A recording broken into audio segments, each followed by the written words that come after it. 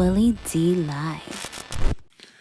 I was putting together a family reunion about 20 years ago. And I'm calling around trying to get names and, fathers, mothers, children, and I'm trying to piece together the tree, right? So I start asking certain people, like, well, what was your daddy, your daddy's name? And well, what you need that for?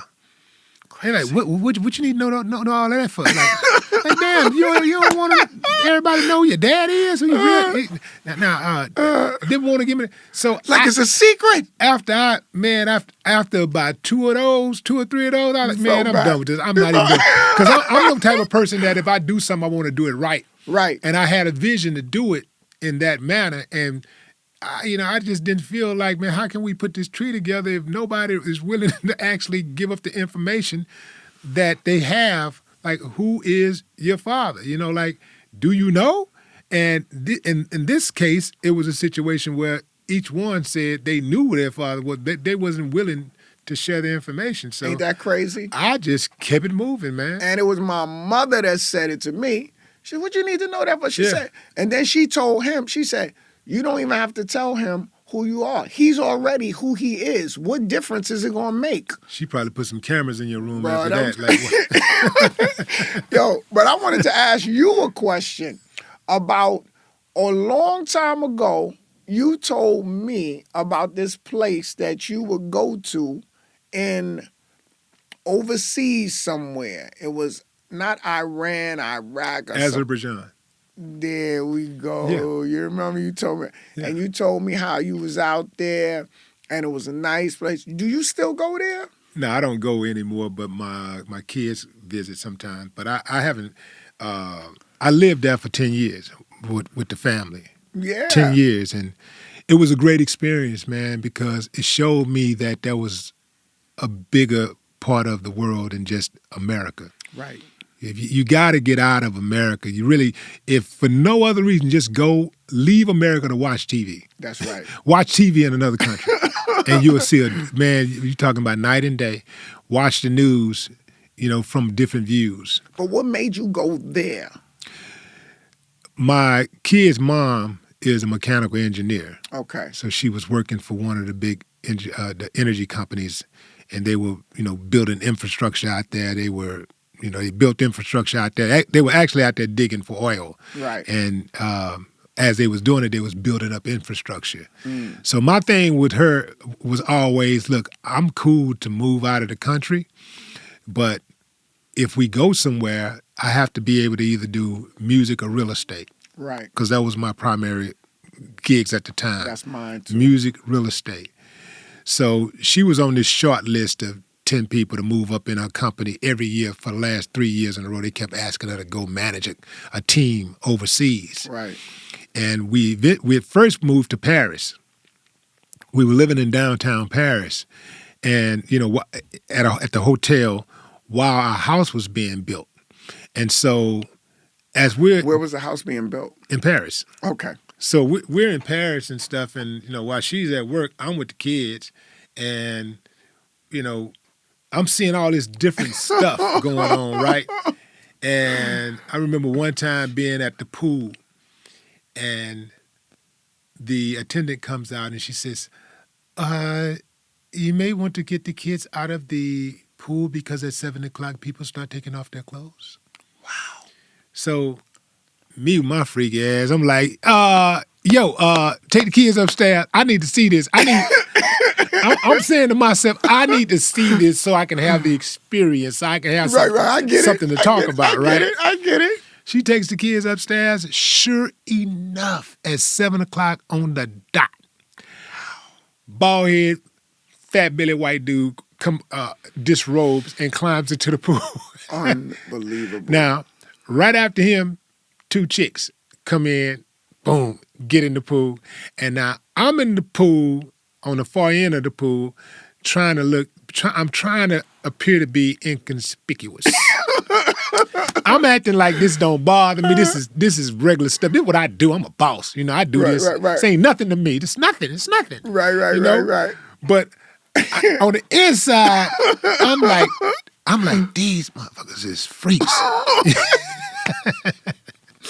So after a while, I think I may have stayed there maybe about a good 15, 20 minutes. Right, And that because was like, to really get the what's going on. like 10 people had gotten into the pool, and then I went on and got out. Another day, I'm lying in the bed. We got adjoining rooms. Mm-hmm. I'm lying in the bed watching television. Out of nowhere, the kids are in the other room with their mother. The door is open. The adjoining door is open. I'm lying in the bed watching TV. Out of nowhere. Sex. They just they bumping and grinding is going hard. Right. I scramble for the remote. Bam! I called the front desk. I said, like, hey, I was watching television and out of nowhere an adult film just came on. She said, oh, I'm sorry, Mr. Dennis. It comes on at 10 o'clock every night. There's nothing we can do about it. Wow. Just regular. You ain't got to order it. It just comes on. Wow. Then you go out. I'm going out into the streets. That's crazy. I go out into the streets and I see these women with these sheer dresses on. Not all, but enough to make me go like, this place is too damn freaky for me. Right. Women wearing sheer dresses and pants where you can see through. Right. You can actually see. Yeah, through. they're like open sex, sexually. Yeah. Wow. Yeah, and one time, this is what made me call her and say, hey, we got to get the hell out of here. I got the kids. We at McDonald's. I got the kids with me. We're standing behind this little young couple, couldn't have been more than 18, 19 years old. Mm-hmm.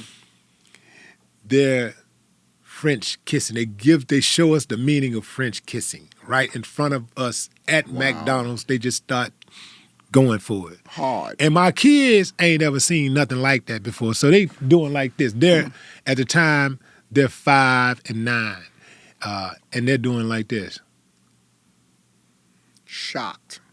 They looking straight up like, what the, So I say, hey, look, hey, we got to get out of here. This place too freaky. So she had a friend that worked in Azerbaijan, and she was like, hey, they got a position out here, and Willie can do real estate out here because it's taking off. That's why we got into that. That's right. She's like, it's taking off. So we did a reconnaissance visit with the kids. Mm-hmm. We go to the pool. Before we even made the decision to actually move there, we go to the pool. My son comes over. Dad, this is my friend. He's going to be in class with me. And then 10 minutes later, my daughter, Dad, this is my friend. She's going to be in class with me. Right. We was like, okay, we can do this. Because that's how we was more concerned about the kids than us. The kids, the family. Yeah. We were concerned about them being able to adjust. Right. And they kick right in because my kids really grew up in the type of culture where they grew up in a household where we taught them to judge people by the content of their character, So instead of their color. Instead of their color. That's Yes, what we sir. did. We did that. And so my kids make friends easy all over the world. My kids got friends literally all over the world. Like, so when they were being raised, we always took at least 2 vacations. We took 3 vacations a year. Mm-hmm. My son got to pick one, wherever he wanted to go in the world.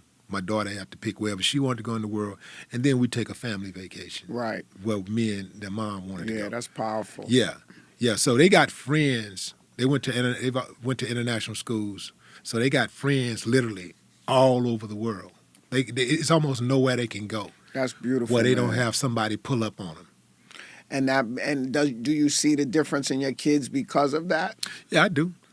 They're more like international kids, meaning like they're grounded, they have this base, but they have the ability to expand. Yeah. They know that the world is bigger than the United States. Right. They know that, and they're not limited in how they see the world.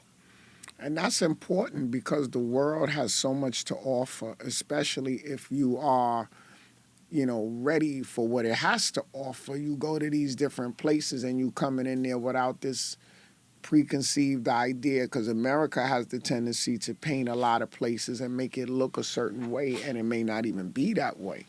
And That's why I was so fascinated by what you told me, and I never forgot that. And I remember you told me, you Yeah. said, yeah, the real estate out there is something else. You said, yeah, I'm doing some things out there. And, and I said that, I said when I get a chance, I would ask you about that again.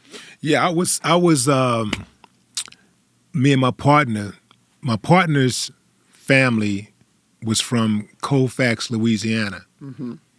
And Don Churchman, his family was from Colfax, Louisiana. His mom and dad owned a restaurant called Fisherman's Wharf that was I heard that in the name town before. center, right?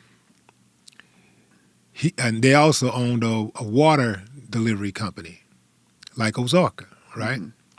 So he and I decided, you know what, let's do some business together. So we were starting a cable company, the first cable company in the country. Mm. He and I were starting. Wow. We were doing that. We were in the middle of that, and he went back to Colfax, Louisiana, to visit family, to visit his grandmother. He, his mother, his father, and his fiance. They're there for the Christmas holidays, and a gas leak. They get a gas leak, and the house explodes and kill everybody except his fiance. She almost died too. Like she almost got it. Like she was almost out of here, but she survived. But killed everybody else. R.I.P. to the Churchmans. But That's yeah, crazy. it was, and he was the coolest dude. He was really good dude, Mm. But yeah, man, and it goes to show you, man, how you really can be here today and gone tomorrow, as the great Absolutely. UGK would say. But man, it's been real, man. I Oh, it's really been do beautiful, appreciate you brother. coming, man, and imparting your wisdom, and showing the love, and also like this will serve as a reminder to your contributions, Yeah. to hip hop and society in general, man, because you transcend hip hop. You transcend appreciate hip it, hop, brother. and that's a big deal. Yeah, and thank you for Yeah. having me, man. I mean, Yeah. I wanted to come here because I feel the work that you're doing and the voice that you carry is one of honesty and it's truth. And sometimes honesty and truth creates a little discomfort for people. And you seem to always, from the time I've known you up till now, you seem as the same guy, but just wiser and have even more tools to know how to communicate at a higher level. And I think what you're doing here is a beautiful thing, and it's going to change a lot of lives. It's I got a saying that I live by. I say it's not the big things that people say; it's the little things that people do. And so it's the Yeah. real. It's the real. I like so that. yeah. So what you doing to me is, this is the major contribution because me and LL was talking one time, and I think we were all on a call together, and I was telling him how hip hop is like a puzzle, and we're all just bringing a piece to it, and each piece is important because that's the only way you'll complete the puzzle. Some people think that their piece is more important than another. But when you look at the puzzle and it's incomplete, you'll realize how Ooh, man. important that little piece was. Ooh. You said a mouthful. Your piece of the puzzle could be half of the puzzle, That's right. but the puzzle is still incomplete without the smallest piece. That's right. My man, Dougie Fresh, ladies and gentlemen. Much respect, my brother. No more talk. Oh, that's it.